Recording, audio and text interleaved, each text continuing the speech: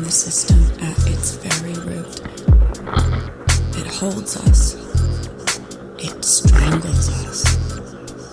We need the system for our water, our food, our fuel, our shelter.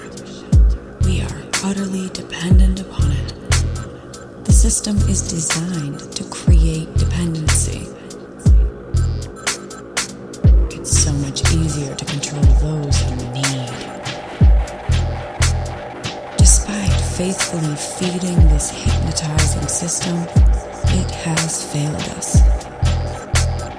Its puppeteers gambled our money, our resources, our democracy, our sustenance, and lost. And then they got bailed out at our cost. Their fiduciary failure was rewarded with lavish bonuses and golden parachutes. Decadence is never enough when money is your master.